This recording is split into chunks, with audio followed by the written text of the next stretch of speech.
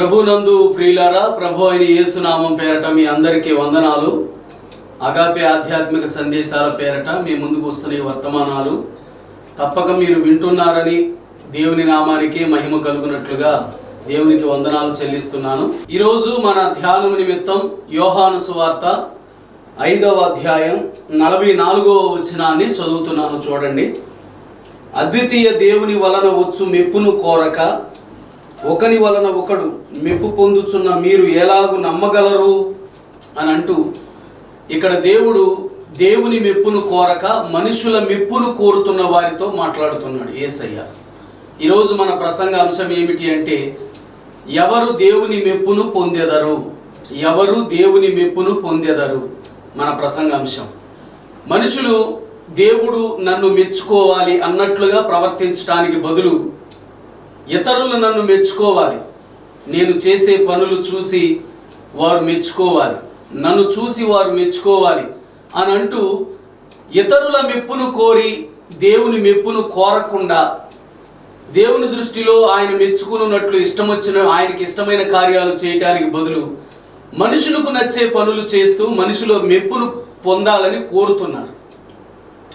కానీ దేవుని యొక్క వాక్యం సెలవిస్తుంది, మనుషుల మెప్పు ఎంతవరకు? అవి కొద్దిగా నీవు ఇష్టమైతే నిన్ను మెచ్చుకుంటారు, నువ్వు ఇష్టం లేకపోతే నిన్ను తిట్టుకుంటారు. అదే దేవుడు అనుకోండి, ఆయన నిన్ను మెచ్చుకునేటట్లుగా నువ్వు ప్రవర్తిస్తే ఎంతో ధన్యుడవు, ధన్యురాలు. దేవుడు ఎప్పుడు నిన్ను మెచ్చుకుంటాడు? నువ్వేం చేస్తే దేవుడు మెచ్చుకుంటాడని దేవుని వాక్యం సెలవిస్తుంది. అది ఈరోజు మనం ధ్యానం చేద్దాం. దేవుడు ఎవరిని మెచ్చుకుంటాడు? రోమాపత్రిక 2వ అధ్యాయం 28, 29 వచనాలు మొట్టమొదటిగా చదువుతున్నాను. చూడండి. బాహ్యమునకు యూదుడైన వాడు యూదుడు కాడు, శరీరమందు బాహ్యమైన సున్నతి కాదు. అయితే అంతరంగమందు యూదుడైన వాడే యూదుడు, మరియు సున్నతి హృదయ సంబంధమైనదై ఆత్మయందు జరుగునదే గాని అక్షరము వలన కలుగునది కాదు. అట్టి వానికి మెప్పు మనుషుల వలన కలుగదు, దేవుని వలననే కలుగును. మెప్పు మనుషుల వలన కలుగదు, దేవుని వలననే కలుగును. ఎవరికి? హృదయ సంబంధమైన సున్నతి పొందిన వారికి. ఎవరు హృదయ సంబంధమైన సున్నతి పొంది జీవిస్తారో అలాంటి వారికి మెప్పు మనుషుల వలన కాదు, దేవుని వలననే కలుగును అని దేవుని వాక్యం సెలవిస్తుంది. హృదయ సంబంధమైన సున్నతిని నీవు పొందాలి. ఇది దేవుని వాక్యం నీతో మాట్లాడుతున్న సత్యం. అసలు సున్నతి అన్న సందర్భం మనం ఎత్తినప్పుడు ఆదికాండం 17వ అధ్యాయంలో 10వ వచనంలో అబ్రహాము దేవునితో చేసుకున్నటువంటి నిబంధన, మనుషులు దేవునితో చేసినటువంటి నిబంధన, ఈ సున్నతి కార్యక్రమం చదువుతున్నాను. ఆదికాండం 17వ అధ్యాయం 10వ వచనం. నాకును నీకును నీ తరువాత నీ సంతతికి మధ్య మీరు గైకొనవలసిన నా నిబంధన ఏదనగా, మీలో ప్రతి మగవాడును సున్నతి పొందవలెను. మీరు మీ గోప్యాంగ చర్మమున సున్నతి పొందవలెను. అది నాకు నీకు మధ్యనున్న నిబంధనకు సూచనగా ఉండును. దేవుడు అబ్రహాముతో మాట్లాడినప్పుడు అబ్రహాముతో దేవుడు నిబంధన చేసి అబ్రహామును తనతో నిబంధన చేయమన్నాడు. అబ్రహామును తనతో నిబంధన చేయమన్నప్పుడు అబ్రహాము దేవునితో చేసే నిబంధన ఏమిటి అంటే, తన వంశములో వచ్చే ప్రతి మగవాడు సున్నతి పొందాలి. గోప్యాంగ చర్మమును కట్ చేసి ఆ సున్నతి పొంది, అది దేవునితో చేసిన నిబంధనకు గుర్తుగా దేవుడు చెబుతున్నాడు. దేవుడే మానవులకు ఈ సున్నతి కార్యక్రమం పెట్టాడు. అబ్రహాము సంతానమంతా సున్నతి పొందాలి. మరి ఈ గోప్యాంగ చర్మమును కట్ చేసి సున్నతి పొందాలి అన్నప్పుడు హృదయ సంబంధమైన సున్నతి ఎందుకు వచ్చింది ఇక్కడికి? మన సందర్భంలో గోప్యాంగ చర్మమును కట్ చేసి సున్నతి పొందాలి కదా, ఇది దేవుడు అబ్రహాముతో చేసిన నిబంధన కదా, అంటే అబ్రహాము దేవునితో చేసిన నిబంధన కదా. మరి హృదయ సంబంధమైన సున్నతి అని ఎందుకు అంటున్నాము అని అంటే, ఏ దేవుడు శారీరకమైన సున్నతిని ఏర్పాటు చేశాడో ఆ దేవుడే హృదయ సంబంధమైన సున్నతిని గూర్చి కూడా మాట్లాడాడు. శారీరకమైన సున్నతి వీళ్ళు చేస్తున్నారు కానీ దేవుడు చెప్పినట్లుగా వినటం లేదు. గోప్యాంగ చర్మమును కట్ చేసి సున్నతి పొందుతున్నారు, కానీ దేవుని దృష్టికి అవిధేయత చూపిస్తున్నారు. దేవునితో నిబంధన పూర్వకంగా బ్రతకలేకపోతున్నారు. దేవుడు చెప్పినట్లుగా నడవలేకపోతున్నారు. దేవుడు చెప్పినట్లుగా కొనసాగలేకపోతున్నారు. ఆయన ఇచ్చిన నిబంధన వాక్యాలను ప్రక్క పెట్టేస్తున్నారు, త్రోసేస్తున్నారు, తృణీకరిస్తున్నారు. కాబట్టి దేవుడు అబ్రహాము సంతానముతోనే మాట్లాడినటువంటి మాట ఏమిటి అని అంటే, ఇర్మియా గ్రంథం 4వ అధ్యాయం 4వ వచనాన్ని చదువుతున్నాను చూడండి. అవిధేయులై ఉండుట మానుకొని మీ దుష్టక్రియలను బట్టి ఎవడును ఆర్పివేయలేనంతగా నా ఉగ్రత అగ్ని వలె కాల్చకుండునట్లు యోదావారులారా, యెరూషలేము నివాసులారా, యెహోవాకు లోబడి ఉండుడి.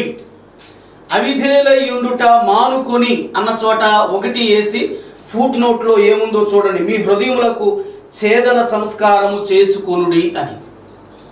అవిధేయులై ఉండుట మానుట అంటే హృదయానికి సున్నతి చేసుకొనుట. హృదయ సున్నతి అని అంటే అవిధేయతను వదిలిపెట్టుట, విధేయత చూపించుట అని అర్థం. అందుకే రోమపత్రికలో సున్నతి హృదయ సంబంధమైనదే, ఆత్మ వలన జరుగునదే అని దేవుని వాక్యం సెలవిస్తుంది. అంతరంగమందు యూదుడైన వాడే యూదుడు, సున్నతి హృదయ సంబంధమైనదై ఆత్మ వలన జరుగునదే. బాహ్యమునకు యూదుడైన వాడు యూదుడు కాదు, శరీర సంబంధమైన సున్నతి కాదు అని దేవుని వాక్యం సెలవిస్తుంది. ఏ దేవుడు శరీర సంబంధమైన సున్నతి ఏర్పాటు చేశాడో ఆ దేవుడే హృదయానికి సున్నతి కావాలని కోరాడు.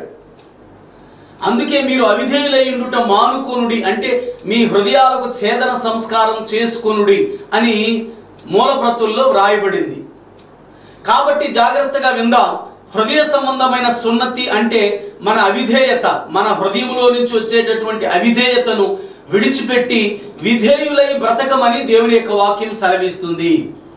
దేవుడు తన వాక్యాన్ని ఇచ్చి వాక్కును పాటించమని ఏ వాక్కునైతే ఇచ్చాడో ఆ వాక్కుకు లోబడే జీవితం హృదయానికి కలిగి ఉండటమే హృదయ సంబంధమైన సున్నతి. ఇది ఆత్మనందు జరుగునది. పైగా దేవుడు ద్వితీయోపదేశ కాండం 10వ అధ్యాయం 16వ వచనంలో ఈ మాట సెలవిస్తున్నాడండి. కాబట్టి మీరు సున్నతి లేని మీ హృదయమునకు సున్నతి చేసుకుని ఇక మీదట ముష్కరులు కాకుండుడి. వారు శరీర సంబంధమైన సున్నతి చేసుకున్న ఇశ్రాయేలీలే. వారితో దేవుడు ఇంకొక సున్నతిని గూర్చి మాట్లాడుతున్నాడు. ఇశ్రాయేలీలకు వచ్చినటువంటి సున్నతి, ఆ శరీర సంబంధమైన సున్నతి రాను రాను రాను రాను అది ఆధ్యాత్మికంగా మారింది. ఏమిటి అంటే మనము పరిశుద్ధులుగా బ్రతకాలి అని.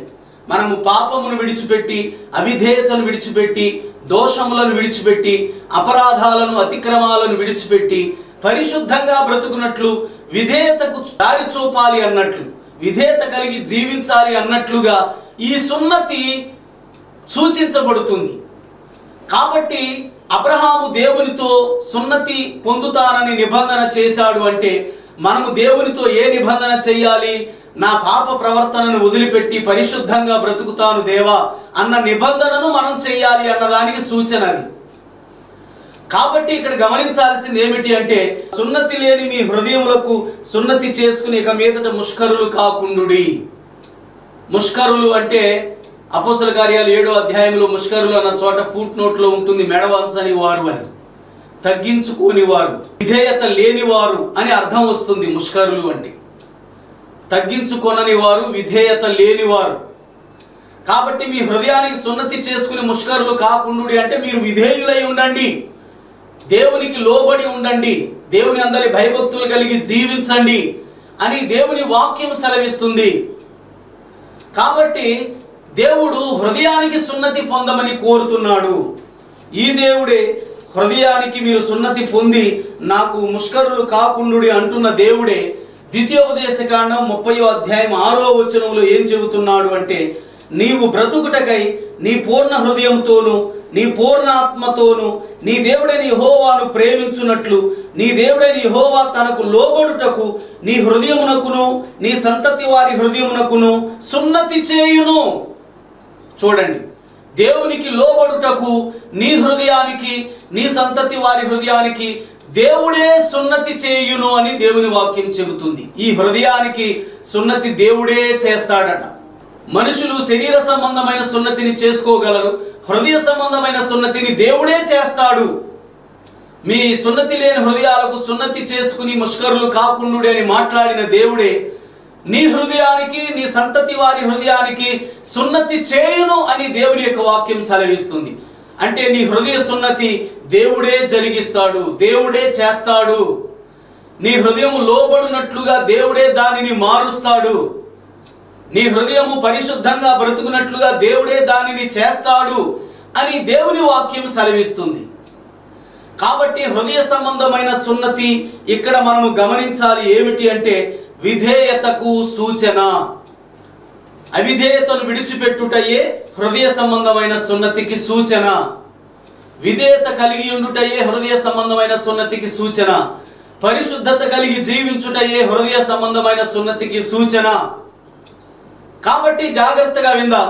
మనము దేవుని సన్నిధిలో మనము మన పాపములను ఒప్పుకొని, మన హృదయంలో ఉన్నటువంటి దోషాలను, పాపాలను ఒప్పుకొని వాటిని విడిచిపెట్టి దేవుని యందు భయభక్తులు కలిగి ఉన్నట్లుగా ఉండుటయే హృదయ సున్నతి అని దేవుని వాక్యం చెప్తుంది. హృదయం అది ఎంతో చెడ్డది, బాల్యము నుండి కూడా చెడ్డది అని, అది ఘోరమైన వ్యాధి కలిగినది అని. దానిని గ్రహించగలవాడెవడు? దేవుడైన యెహోవా తప్ప. కాబట్టి ఈ హృదయం పాపయుక్తమై మనిషి శరీరం అంతటిని పాపానికి ప్రేరేపిస్తూ నడుపుతూ నరకానికి ఈ ఆత్మను తీసుకుని వెళ్ళిపోతుంటే, ఈ ఆత్మ నరకము నుంచి తప్పించబడ్డానికి, ఈ ఆత్మ దేహము సరిగ్గా ప్రవర్తించాలి అంటే హృదయము సరిచేయబడాలి గనుక దేవుడు హృదయాన్ని సరిచేసుకోమని చెబుతున్నాడు. నీ హృదయంలో ఉన్న పాపాన్ని దేవుని పాదాల దగ్గర కూర్చుని నీవు యథార్థ హృదయంతో ఒప్పుకుని విడిచిపెడితే, అతిక్రమాలు దాచిపెట్టువాడు వర్ధిల్లడు, కానీ వాటిని ఒప్పుకుని విడిచిపెట్టువాడు కనికరము పొందును, అంటే క్షమించబడతాడు అని దేవుని వాక్యం చెప్తుంది ప్రియులారా. కాబట్టి జాగ్రత్తగా విందాం. మన హృదయానికి సున్నతిని మనము పొందాలి, మన హృదయానికి సున్నతి పొందాలి. అందుకే మత్తయి సువార్త 3వ అధ్యాయం 6వ వచనాన్ని జ్ఞాపకం చేసుకుంటే, బాప్తిస్మం ఇచ్చు యోహాను బోధిస్తున్న దినాలలో ప్రజలు తమ పాపములు ఒప్పుకొనుచు యోర్దాను నదిలో అతని చేత బాప్తిస్మం పొందుచుండిరి. బాప్తిస్మం పొందే ముందు పాపాలు ఒప్పుకుంటూ, వారి పాపాలు ఒప్పుకుంటూ వారు బాప్తిస్మాలు తీసుకున్నారు. ఈ పాపాలు ఒప్పుకునే ప్రక్రియే హృదయ సంబంధమైన సున్నతికి సూచన. మార్కు సువార్త 16వ అధ్యాయం 16వ వచనాన్ని చదువుకుందామండి. నమ్మి బాప్తిస్మం పొందిన వాడు రక్షించబడును, నమ్మని వానికి శిక్ష విధింపబడును. చూడండి, బాప్తిస్మం పొందే ముందు నమ్మాలి. ఈ నమ్మకంలోనే పశ్చాత్తాపపడే హృదయం దాగి ఉంది. కాబట్టి నమ్మి నీ పాపమును గూర్చి పశ్చాత్తాపపడి తరువాత నమ్మి బాప్తిస్మం పొందాలి అని దేవుని వాక్యం చెబుతుంది. నీవు నమ్ముట అంటే నీ పాపముల నిమిత్తం పశ్చాత్తాపపడుట అనే విషయం అందులోనే దాగి ఉంది ప్రియులారా. కాబట్టి మనము మన పాపములను ఒప్పుకొని దేవుని ఎదుట క్షమించమని అడుగుతూ వేడుకుంటూ దేవుని యొక్క నామాన్ని గణపరుస్తూ ఆయనకు విధేయులమై ఉండాలి. అప్పుడు నమ్మి మనము బాప్తిస్మం పొందితే దేవుని యొక్క వాక్యము మనకు రక్షణ కలుగుతుంది అని దేవుని వాక్యం సెలవిస్తుంది. మొదట నమ్మాలి. అంటే దేవుని నమ్మి నీ పాపాలు ఒప్పుకొని నీవు మారు మనస్సు పొంది అప్పుడు బాప్తిస్మం పొందాలి అని దేవుని వాక్యం సెలవిస్తుంది. అపోస్తల కార్యాలు 2వ అధ్యాయం 38వ వచనం చదువుకుందాం. పేతురు అంటున్నాడు, మీరు మారు మనస్సు పొంది పాపక్షమాపణ నిమిత్తం ప్రతివాడు యేసుక్రీస్తు నామమున బాప్తిస్మం పొందుడి, అప్పుడు మీరు పరిశుద్ధాత్మను వరము పొందుదురు. మీరు మొదట మారు మనస్సు పొందండి, అంటే మీ పాపాలు ఒప్పుకోనండి. పాపాలు ఒప్పుకోవటం ఎందుకు? హృదయ సంబంధమైన సున్నతికి సూచన అది. హృదయ సంబంధమైన సున్నతి పొందువారే పాప క్షమాపణను వేడుకుంటారు, పాప క్షమాపణను అడుగుతారు, పాపాలు క్షమించమని వేడుకుంటారు, మారు మనసు పొందుతారు, పరిశుద్ధత వైపుకు తిరుగుతారు, పరిశుద్ధంగా బ్రతుకుతారు. కాబట్టి మీరు మారు మనస్సు పొంది పాప క్షమాపణ నిమిత్తం ప్రతివాడు యేసుక్రీస్తు నామమున బాప్తిస్మం పొందుడి. బాప్తిస్మం పొందడానికి ముందు మారు మనస్సు పొందుమని దేవుని వాక్యం సెలవిస్తుంది. అందుకే యేసు ప్రభు సువార్త ప్రకటించినప్పుడు పరలోక రాజ్యం సమీపించి ఉన్నది, మీరు మారు మనసు పొంది సువార్తను నమ్మండి అని బోధించాడు ఆయన. కాబట్టి ఈ పాప హృదయము పాపముగా చేయబడి హృదయంలో ఉన్న పాపాన్ని బట్టి మనిషి నడుచుకుంటూ పాపిగా బ్రతుకుతూ ఉండగా ఈ పాపి పరిశుద్ధుడై దేవుని రాజ్య వారసుడవునట్లు దేవుడు హృదయానికి సున్నతి చేసుకోమని అడుగుతున్నాడు. శరీర సంబంధమైన సున్నతి అసలైన సున్నతి కాదు, హృదయ సంబంధమైన సున్నతియే దేవుడు కోరుకున్న సున్నతి. అంటే దాని అర్థం ఏమిటి? హృదయాన్ని దేవునికి లోబడేటట్లుగా చేయుట, దేవునికి విధేయత కలిగేటట్లుగా చేయుట, దేవుని దృష్టిలో పరిశుద్ధంగా మనిషి బ్రతుకున్నట్లుగా తన హృదయంలో పరివర్తన తీసుకుని వచ్చుట. ఈ పరివర్తన ఎవరు తెస్తారు? దేవుడు తెస్తాడు. ఈ హృదయంలో పాపాలు దేవుని పాదాల దగ్గర ఒప్పుకున్నప్పుడు దేవుడు మనలను క్షమించి మనలను పవిత్రపరిచి మన హృదయాన్ని తన రక్తంతో కడిగి శుద్ధి చేసి ఇప్పుడు హృదయంలో పాపం పోగొట్టి పరిశుద్ధత వైపుకు అడుగులు వేసేటట్లుగా ఆయనే హృదయాన్ని శుద్ధి చేస్తాడు. కాబట్టి హృదయంలో ఉన్న పాపాన్ని దేవుని పాదాల దగ్గర మనం ఒప్పుకోవాలి. మన పాపాలు దేవుని దగ్గర ఒప్పుకోవాలి. యోవేలు గ్రంథములో ఉంటుంది, మీ వస్త్రములను కాక మీ హృదయములను చింపుకొనుడి అని. మన హృదయంలో ఉన్న పాపం దేవుని పాదాల దగ్గర పడేయాలి. అప్పుడు దేవుడు దానిని క్షమించి దానిని మారుస్తాడు, హృదయానికి మార్పును తెస్తాడు. అదే హృదయ సంబంధమైన సున్నతి. కాబట్టి మనము గమనించాల్సిన విషయం ఏమిటి అంటే, మనము దేవుని దృష్టిలో హృదయ సంబంధమైన సున్నతి పొందిన వారమేనా? ఈ హృదయ సంబంధమైన సున్నతి, ఈ పాప క్షమాపణ లేకుండా బాప్తిస్వం పొందిన ప్రయోజనం లేదు. బాప్తిస్వం పొందడానికి ముందే పాప క్షమాపణ అడగటం అవసరం. అది ఎంతో అవసరం. నీ హృదయానికి సున్నతి చేసుకోవడం దేవుడు కోరుతున్నాడు. అంటే నీ పాపాలు యేసు ప్రభు పాదాల దగ్గర ఒప్పుకుని వాటిని క్షమించమని యథార్థ హృదయంతో ఒప్పుకుని విడిచిపెట్టి వేడుకొనుట ద్వారా దేవుడు తన రక్తంలో నీ పాపాలను కడిగివేసి నీ హృదయాన్ని శుద్ధి చేస్తాడు. అదే హృదయ సంబంధమైన సున్నతి. కాబట్టి ఎవరు హృదయ సంబంధమైన సున్నతిని పొందుతారో వారే దేవుని మెప్పును పొందుతారు అని ఇంతవరకు మొట్టమొదటి విషయంగా మనం ధ్యానం చేశాం. మొట్టమొదటి విషయంగా మనం జ్ఞాపకం చేసుకున్నాం. ఇప్పుడు రెండవ విషయాన్ని ధ్యానం చేద్దాం. చూడండి, యోహాను సువార్త 12వ అధ్యాయం 42-43 వచనాలు చదువుకుందాం. అయినను అధికారులలో కూడా అనేకులు ఆయన యందు విశ్వాసం ఉంచిరి గాని సమాజంలో నుండి వెలివేయబడుదుమేమో అని పరిసయ్యులకు భయపడి వారు ఒప్పుకొనలేదు. వారు దేవుని మెప్పు కంటే మనుషుల మెప్పును ఎక్కువగా అపేక్షించిరి. అయినను అధికారులలో అనేకులు కూడా ఆయన యందు విశ్వాసం ఉంచారు. అనేకులు అధికారులు కూడా యేసు ప్రభు నందు విశ్వాసం ఉంచారు. వారి హృదయంలో విశ్వాసం ఉంది, కానీ బహిరంగంగా ఒప్పుకోలేకపోతున్నారు.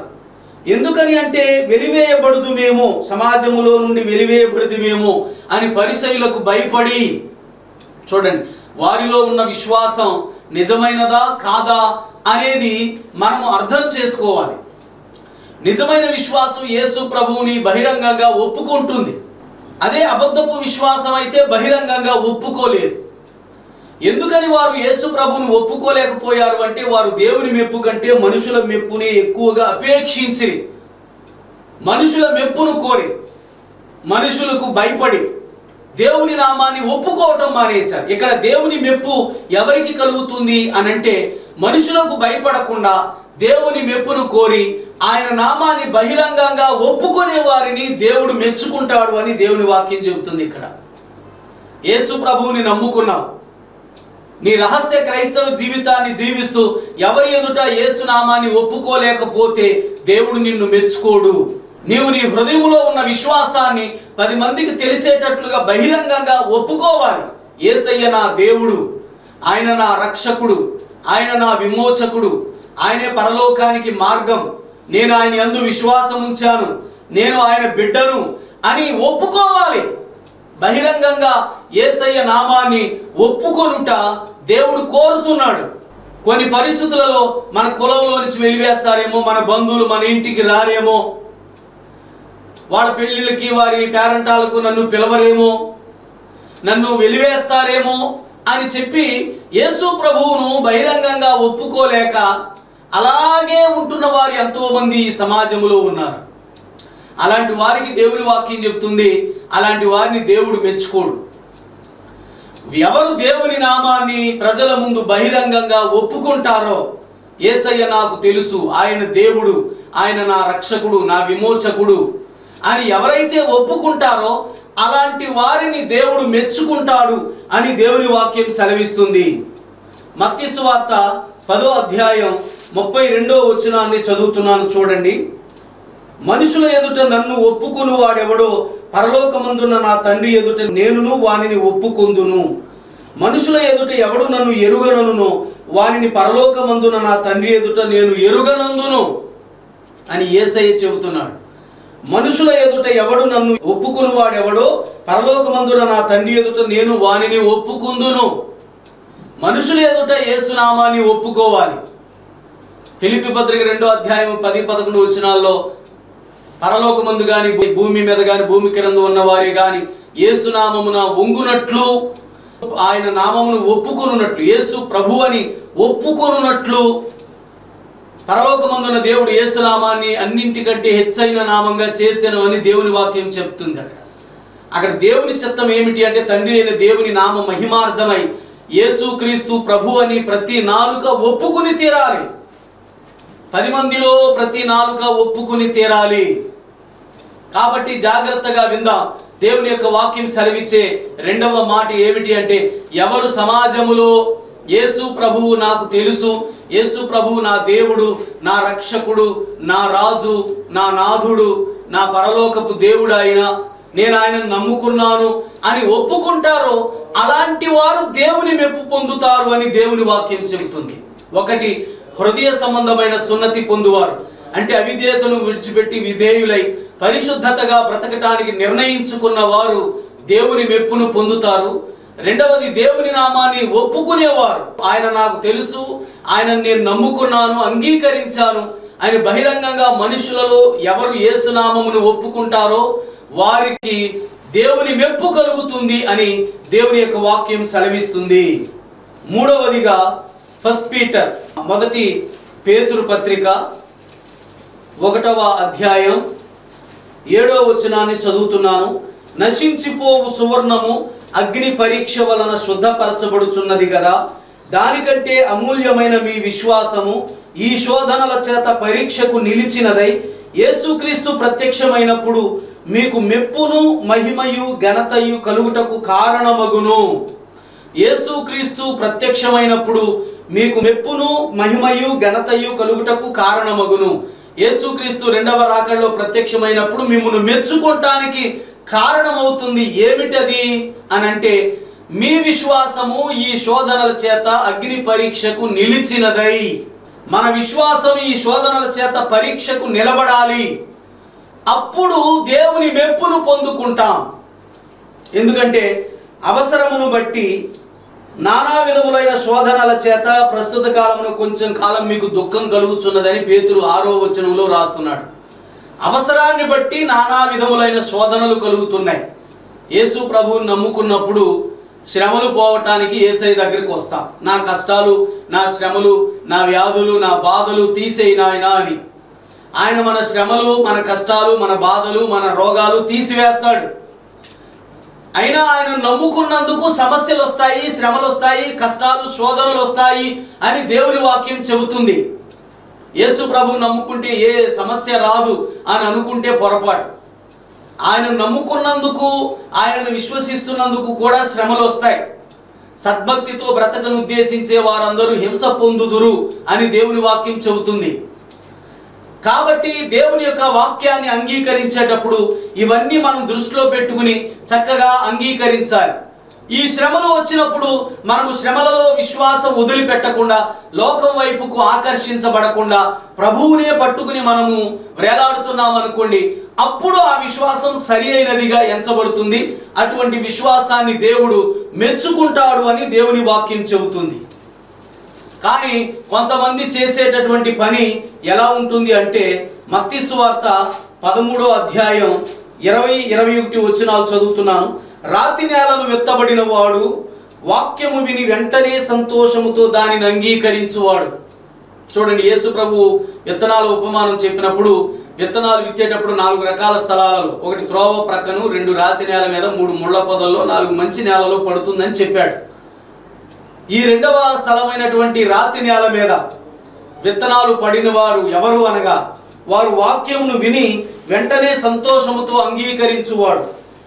అయితే అతనిలో వేరు లేనందున అతడు కొంతకాలము నిలుచును గాని వాక్యము నిమిత్తము శ్రమ అయినా హింస అయినా కలుగగానే అభ్యంతరపడును. చూడండి, వాక్యమును విని సంతోషముతో ఏదో ఆశతో అంగీకరించేస్తాడు, కానీ వాక్యము నిమిత్తము శ్రమ అయినా హింస అయినా కలుగగానే అభ్యంతరపడి విశ్వాసము నుంచి తొలగిపోతాడు. ఇలాంటి వారు రాతి నేలను విత్తబడిన వారు. మన్ను ఎక్కువ లేనందు చేత, మట్టి ఎక్కువ లేకపోవడం చేత, కింద రాతి నేలను ఉండటం మూలాన వేరు తన్ని అవకాశం లేక ఆ మొక్క మాడిపోతుంది అని దేవుని వాక్యం సెలవిస్తుంది. అతనికి వేరు లేనందున వాక్యము నిమిత్తం శ్రమ అయినా హింస అయినా వచ్చినందుకు అతడు అభ్యంతర పడతాడు అని.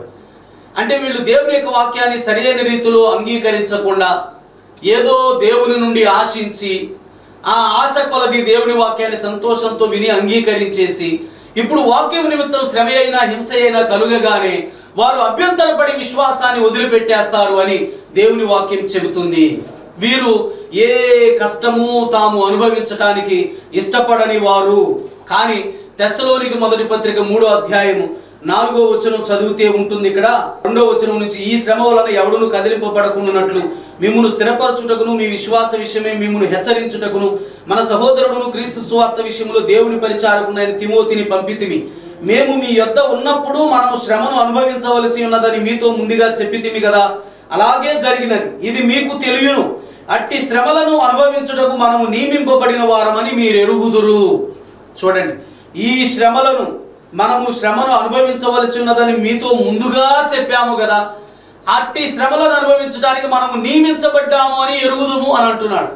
దేవుని నిమిత్తము శ్రమలను అనుభవించడానికి మనము నియమించబడిన వారం అని దేవుని వాక్యం చెబుతుంది. మనము నియమించబడిన వారం, దానికోసం అపాయింట్ చేయబడ్డాం.